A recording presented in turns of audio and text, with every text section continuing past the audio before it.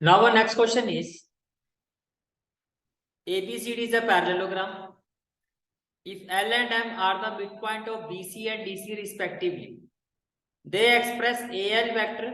Then आपको express करना है AL vector and AM vector in terms of AB vector and AD vector. ये तो इस क्वेश्चन का फर्स्ट पार्ट है कि AL vector और AM vector को आप एक्सप्रेस करो in terms of AB vector and AD vector.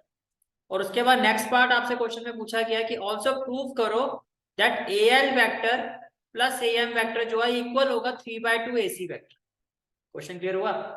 देखो सबसे पहले क्या है, ABCD से parallelogram and L and M are the mid point of BC and DC। तो इसका मतलब ये हुआ, देखो इस तरह से आप एक पैरेललोग्राम बना दो, ठीक है, इसमें आपको क्या L जो है वो मिड पॉइंट किसका है, आपका BC का, और M जो है वो मिड पॉइंट किसका है, CD का। ये क्लियर हो गया, ठीक है। इसके बाद अगर मैं क्वेश्चन में जाऊं तो देखो पैरेललोग्राम हो गया, मिड पॉइंट ले लिया, mid point of BC and DC। अब यहाँ पर देखो बात किस किस की हो रही है, AL AM और AC। मेन बात देखो, तो AL तो ये रहा आपका, AM ये रहा आपका, और ये रहा आपका AC। बाकी AB और AD तो आपकी फिगर में ही है, सबको बना दिया आपने, ठीक है। अब इनके पोजिशन वेक्टर लो। पोजिशन वेक्टर का मतलब ये है आपका, अभी आप इसको भूल जाओ, कैन आई से दैट अगर ये ओरिजिन पॉइंट है तो इसका पोजीशन वेक्टर 0 होगा, ठीक है। बी का पोजीशन वेक्टर क्या हो गया, बी वेक्टर, और इसका पोजीशन वेक्टर हो गया डी वेक्टर। अब देखो इन ट्राइंगल ए बी सी, ये हो गया A B C, in triangle A B C, in triangle A B C, ठीक है।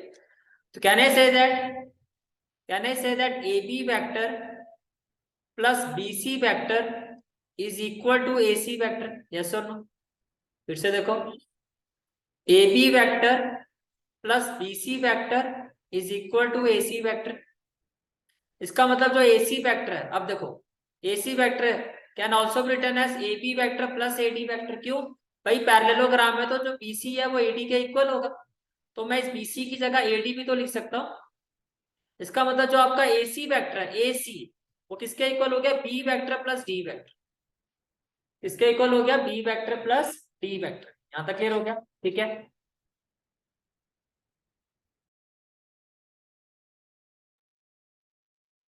तो कहने से दैट देखो, अब ए बी वेक्टर की वैल्यू क्या है आपकी, ए बी, बी वेक्टर, भाई इसको तो आपने 0 लिया, ओरिजिन लिया, इसको हमने क्या माना, ओरिजिन पॉइंट।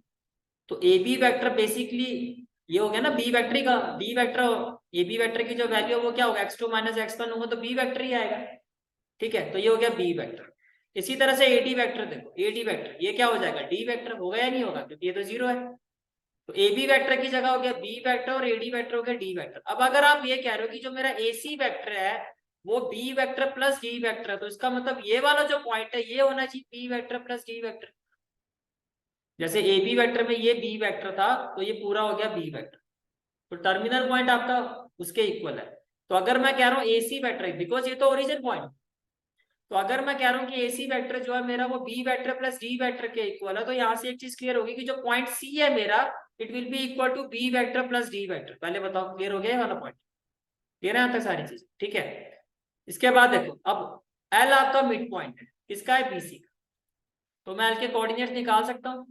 क्या होगा, B vector plus B vector plus D vector divided by 2।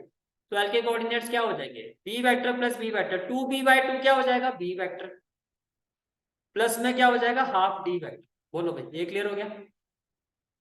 अगर मैं कहता हूं m जो है वो इसका मिड पॉइंट है, तो m के कोऑर्डिनेट्स क्या हो जाएंगे, D vector plus B vector plus D vector divided by 2। तो ये क्या हो जाएगा आपका, देखो d प्लस डी, पहले तो लिखो आप हाफ ऑफ बी वेक्टर, और D vector plus D vector हो जाएगा 2d/2। तो मैं इसको ऐसे लिख सकता हूँ। पहले बताओ दोनों के कोऑर्डिनेट समझ में आ गए आपको, x1 प्लस x2/2 इस तरह से जो निकाले जाते थे। तो अगर एल मिड पॉइंट है तो एल के जो कोऑर्डिनेट्स होंगे वो होंगे B vector plus half of D vector.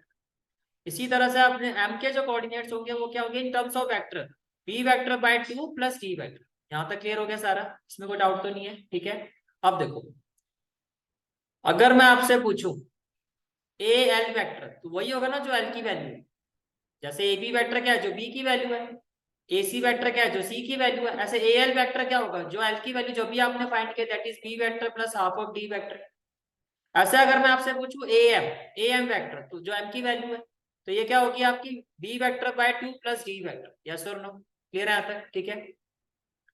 अब देखो, अगर मैं क्वेश्चन में जाऊं तो क्वेश्चन में क्या कहा गया है, express AL vector and AM vector in terms of this. तो पहले हम इसको सॉल्व कर रहे हैं। तो देखो AL vector plus AM vector, मैं इसको सॉल्व करूं। AL वेक्टर की वैल्यू आपने पुट कर दी, AM वेक्टर की वैल्यू आपने पुट कर दी। Finally but we will have, देखो B vector plus half of B vector, ये हो जाएगा 3/2 B vector. Yes or no. Half of D vector plus D vector, ये हो जाएगा 3/2 D वेक्टर। ये क्लियर हो गया। अब अगर मैं यहाँ से 3/2 कॉमन ले लूं, 3/2 कॉमन ले लूं, तो जो B वेक्टर है वो किसकी वैल्यू थी, AB वेक्टर की। और जो D वेक्टर है वो किसकी वैल्यू थी, AD वेक्टर। ये बात समझ में आ रही है, इसमें कोई डाउट तो नहीं है, ठीक है। और AB vector plus AD vector किसके इक्वल था आपका, AC वेक्टर था, ठीक है।